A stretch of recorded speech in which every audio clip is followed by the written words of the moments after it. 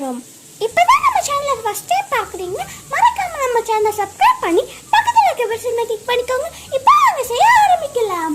கொஞ்சம் துருவன தேங்காய், 2 பச்சை மிளகாய், 1 துண்டு இஞ்சி. இப்போ இதை மிக்ஸி ஜாருக்கு ட்ரான்ஸ்ஃபர் பண்ணிடலாம். லேசா சுத்தி எடுத்துக்கலாம்.